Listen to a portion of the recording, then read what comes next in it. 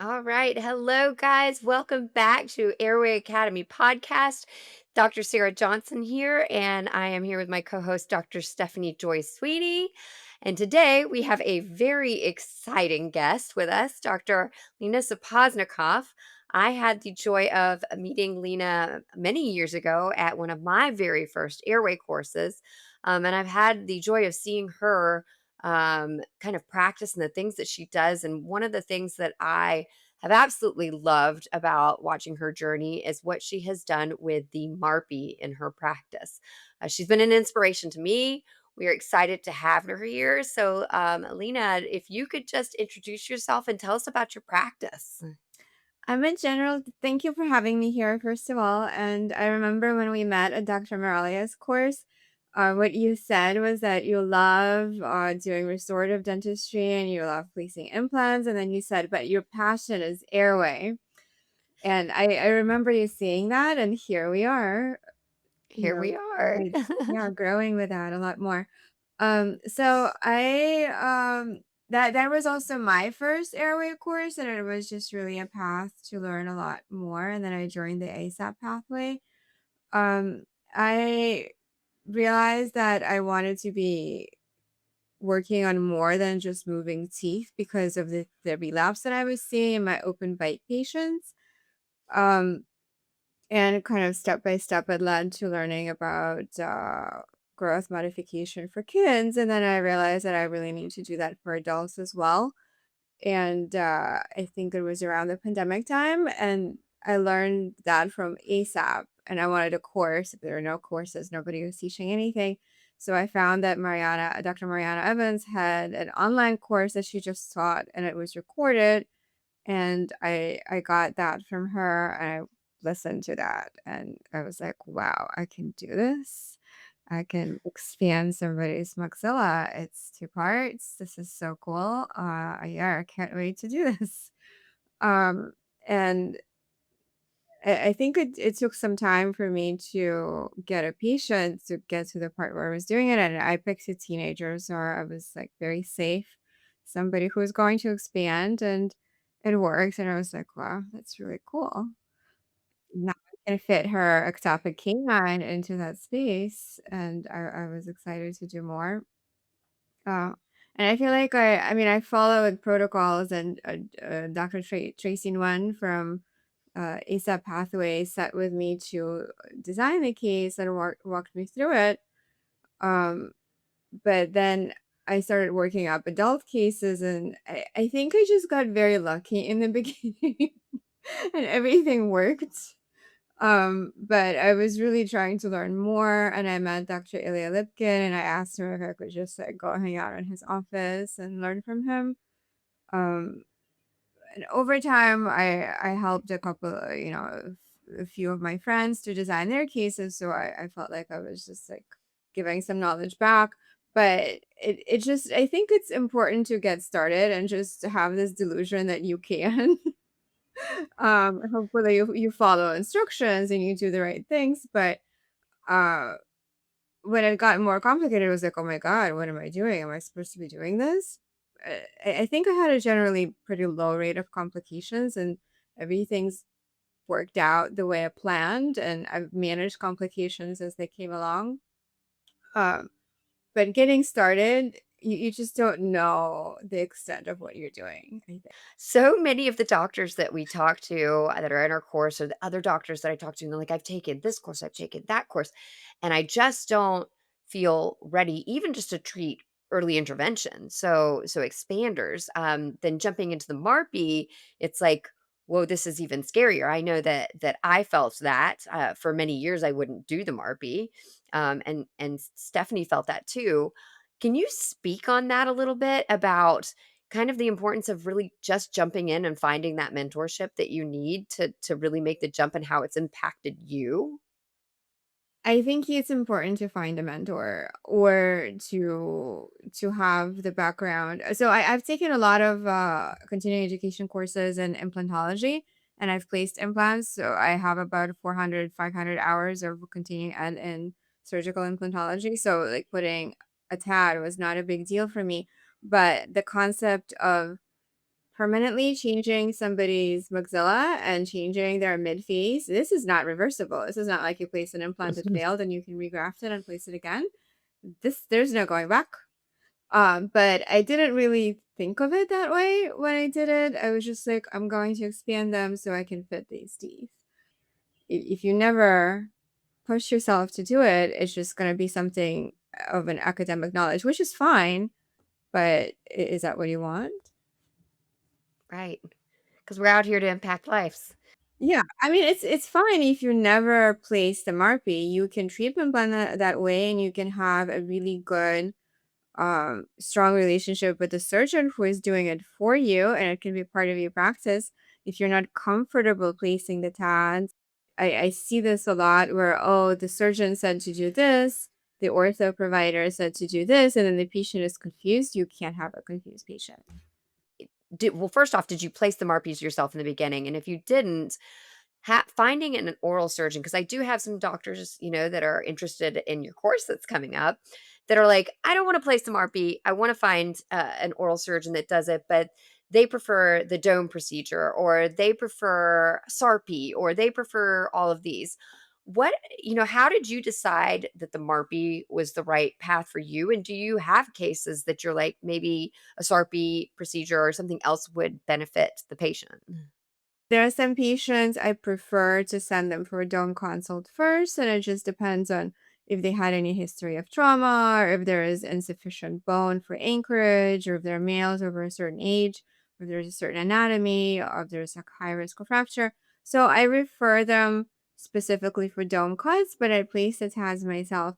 Had to select a surgeon who is just going to do the MARPE and not do the cuts. You really have to have a conversation with that doctor and see what their methods are and why they are, and if you're comfortable with that and if it's a good fit.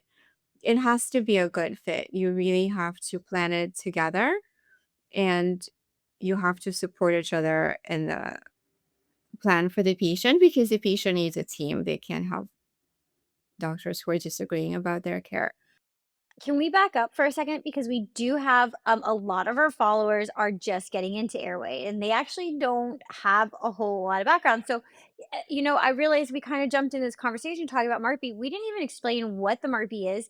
And then now we're talking about dome. We didn't explain that either. So, do you want to kind of give like your elevator pitch on what the MARPE is, or also like why when you're referring a patient or telling a patient that they should think about dome instead, what is it? How do you explain those on a patient level, or even to a new doctor, a doctor just getting into airway, what these procedures are and why they're important to have kind of in our tool bag?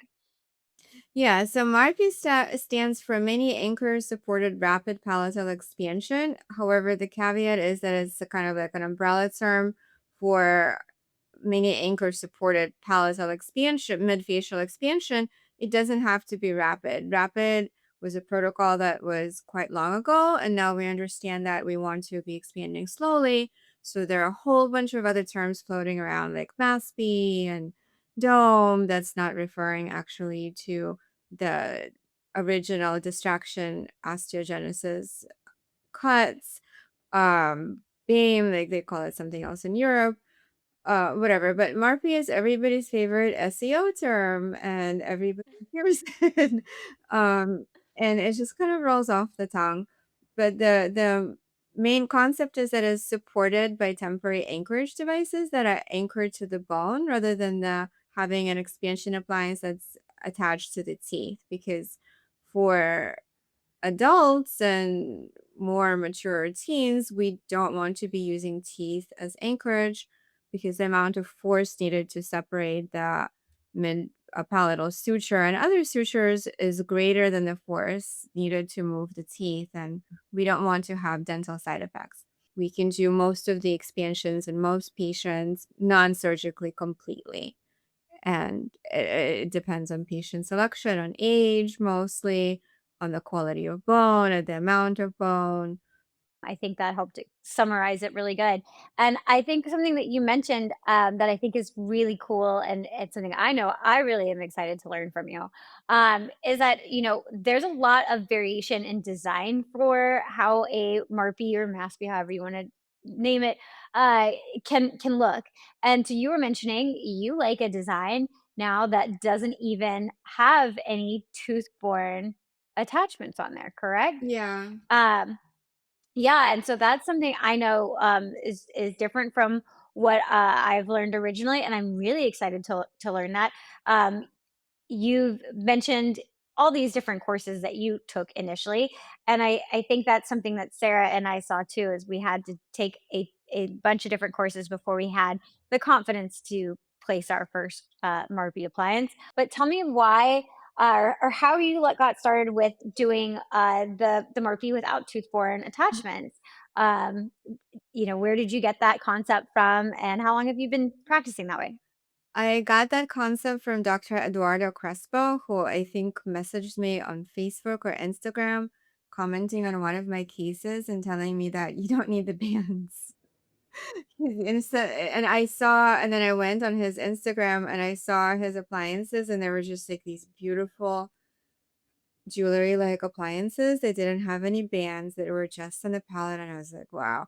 Because I had a MARPE myself and I had bands, and I had my bands removed by day 5 against Dr. Ilia's advice because I could not stand them. I was biting on the bands and I rationally felt like I was going to break my teeth. None of my patients broke their teeth. None of that happens. I felt like I was going to bite in them, and it was just I couldn't tolerate it. So I got them off, and my MARPE, which was appliance first design, was bandless. And I was like, oh, I'm just going to do this for everyone. But then some of it didn't work for reasons that I can explain in the course, because it's unstable if it's an appliance first. So I was just like, I have to learn how he does it. And I went back and forth with him and which tabs he uses. And I realized that so he explained that Dr. Winsauer is the one who designed that system. So I had to go to Austria to learn it from him. And it's just like the appliance is off the tissue. You can add bands if you want to for whatever, like if you're doing protraction, but you don't have to. I still use the banded system from partners. They made my appliance, so I'm very grateful for having been able to work with them for so long. But I use it for certain cases where I need more tabs and I'm not really comfortable scanning 8 tabs necessarily. I feel like you have to have both, and you need to know both systems. Absolutely. The more tools in your toolbox, the more confident you can be taking on a variety of cases. Yeah. I'm sure a lot of patients probably search you out too because maybe they have heard about your band list version. And, you know, like you said, you really did not like the bands. And I got a lot of I complaints know, about the bands. yeah, I was going to say, I know my patients have been really excited the day that I cut the arms off of theirs. Um, so I can see why, people would be so excited to hear that this is an option. Um, and I bet you have patients that drive from pretty far away sometimes to see you. What is the farthest that you have uh, a patient come to see you? I have some patients coming from North Carolina.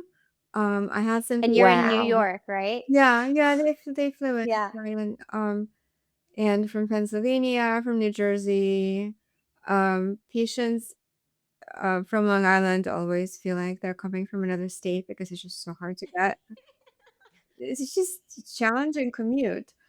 Um, Yeah. and I've had some inquiries from California, but I always recommend California providers. I think it's just, Dr. Audrey Yoon and Dr. Richard Tang. I always feel like there are amazing doctors there. Like, why fly? I would love to see you, but I would rather they just, Yeah. I think that's And I think that's something, a lot of doctors that might be listening, like I said, a majority of our listeners are kind of dabbling in like learning about airway, like interested, not sure if they should take courses, not sure if it's their next phase within their dental journey. But I think that's something that I've really enjoyed about adding dental airway stuff is that patients start to seek you out.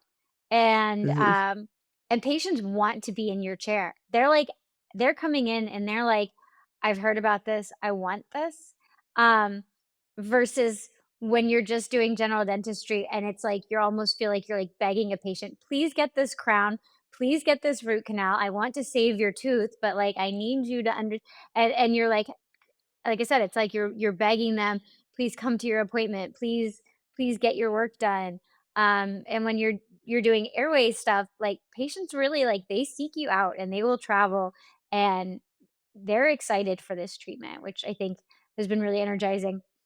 Um, Tell me about maybe your most frightening experience that you've had with the MARPE so far. Like, has there been anything that that I mean, because there's a lot of horror stories that people hear or get scared about. And at the end of the day, like how much of stuff that we read about is like a one in a 100,000 case. And as somebody who's been placing a ton of marpies and doing this for years, how often are you really having those complications that are something you can't handle in your office? I've handled all of my complications, and my scariest complication was when a patient overexpanded himself because he wasn't tracking how he was expanding. And all I can say is monitor your patients, have their phone number, text them. Weekly check ins are a must. And this person was studying for uh, an exam, and I don't know how he did this, but between over a course of 2 weeks, he managed to almost unscrew his expander completely, and it was horrifying to see that. It took me a year and a half to put him back together. And I'll show that case. I'm going to show that case because it was like a lot. It should have been an I can't wait to see. 18 months in and out. He was symmetrical. There was no reason for any asymmetry. The expander was level with the palate, level with the occlusal plane, and he just like made himself into a Picasso drawing that I had to put back together into a regular human. He was happy with his final outcome. We had to add SFOT to move the roots, but I wanted to leave the country. Um when I saw And that happened over a course of just but 2 and weeks. the shocking part is that he Wow. didn't really notice that it was like, he wasn't like, "What happened to me?" He just came to his appointment, and he was acting like everything was normal, and I was like, "Do you how?" And yeah. So and that's what happens over a course of 2 weeks when you don't check in with them, and you need to confirm that they know exactly how they're turning. They need to videotape the protocol. You need to text them the protocol. You need to make sure that they know exactly what they're supposed to be doing, and you have to be checking in with them with photos and texts, so that it doesn't go off the rails. I had to Yeah. remove the appliance and let it relapse. It didn't fully relapse how I wanted, so I had partner Amy with designed with me an appliance that she called it an appliance that never needed to exist to bring everything in at different levels. What benefits are there for adults with the MARPE? And then I'm going to ask you a follow up question because those people are also watching stories on TikTok and Instagram and saying, "Oh my gosh, these complications and the big gap that you get between your teeth." But first, let's speak on what benefits can people see from this, and what can dentists provide and orthodontists provide to their patients by doing this procedure. So the cases where you would end up with flared upper teeth, these cases can be managed with MARPE because the upper jaw is going to be proportionally matching the lower jaw, so you can decompensate the patient correctly. Any crowding that previously couldn't be managed without damaging the periodontal support, because MARPE was initially developed as a periodontally protective procedure to get the teeth to be centered in dental alveolar housing properly. So that's going to be the first benefit. You'll be able to manage the cases where you maybe would have thought about extraction. The medical benefit from MARPE is that nasal breathing is going to be improved in virtually I would say 95% of the cases, except for the cases that have nasal valve collapse. You can measure the before and after of the nasal floor, and you can see that it's wider. It's indisputable. And it's a part of ENT studies that show that increasing nasal volume is going to improve nasal breathing in kids and adults. And that's a great way of making the smile wider and making it stable. So it's not just pushing the teeth to the limit of the bone. You're going to move the bone with the teeth, and then the smile is just going to naturally be wider. Mhm. Now, speak on the really cool protocol that Dr. Lipkin taught you, because the first question I get from patients is, "Am I going to have that big gap? I don't. I work. I speak. I can't be in front of a camera with the big gap." Um, you are one of the people that I followed that does the no diastema protocol, and can you speak to me about that protocol and how beneficial it is for patients? So I would say it's a minimal diastema protocol because I still get them to Minimal about a one diastema. millimeter gap. And then we start aligners, upper and lower aligners to keep the gap small. So they're uh, specific movements that are programmed for the upper front teeth to make sure they don't tuck in excessively and that the roots are staying close together. And patients are able to manage that throughout their treatment without having a 6 millimeter gap, which was definitely unsightly. And yeah, Do you find that patients seek you out for that specifically too? I The fact that they haven't. don't have to have a gap? I don't think there are a lot of patients no, because most patients I've seen they say, "Oh, I don't want to have a gap." I've seen online that the gap is really big, and I tell them that it doesn't have to be. So I haven't yet specifically had patients find me for that, but let's see what happens. And this is something that you will be teaching in your course though, Yes, right? yes, Wonderful. So yes. doctors that maybe wanna do the MARPE, they don't wanna place the MARPE, but they wanna know how to integrate it with Invisalign and help with the orthodontic portion and not creating gap. This could be a course for them too, right? Absolutely. The important thing to understand and to explain to the patient that you can't just expand their maxilla, even if you're really great at placing implants or comfortable placing TADs. You have to explain to them that they either have to have somebody who's going to do their full orthodontics or you have to be comfortable doing that. And I will teach how to integrate the maxillary skeletal expansion with clear aligner therapy to make sure that you do the full treatment for your patients. We mentioned a little bit earlier that some people might not be comfortable placing the MARPE initially. Would you recommend, this course that we've got coming up in June? Would you recommend that to a doctor who really isn't interested in placing it themselves, but is doing other type of expansion? I know I personally started to learn about when to use the MARPE before I was ready to start placing it, so they knew what cases to not take on for expansion. um, but then you also mentioned, working with the clear liners. Like, do you see doctors who are working with another surgeon placing the MARPE and they're the ones doing the clear liners? Or, what would your recommendations be for somebody who maybe is thinking, like, I don't know if I'm ready to start learning this surgery, but do you still think there's value for that doctor to be understanding this procedure? Absolutely, because if you want to incorporate that into your workflow, if you want to be able to offer that and treat these kind of cases, you have to understand the concepts. You don't have to do the procedure. You have to know how to communicate with the surgeon about how much expansion you want, and you have to program your clear aligners in a way that will manage the case and put it into proper occlusion at the end. So I would definitely suggest that course. It's not a technique how to play SmartBee. It's how to use that tool to benefit your patients and to treat more cases. So one of the biggest fears that these other doctors have is the complications. Like, do you do the rapid turn protocol? Do you the slow turn protocol? What are the benefits of the slow turn or rapid based on what you're doing? And do you find that there are a ton of complications with the MARPE as long as you're planning it out right? I don't think there are a lot of complications if you're planning it out right. It's the same for every procedure. Proper preparation prevents poor performance. I So like the that. 5 Ps are important.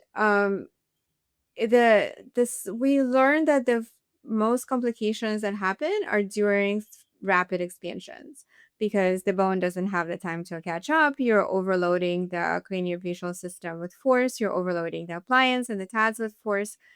We know that we don't need to do that. You gradually add the force and then the bone responds.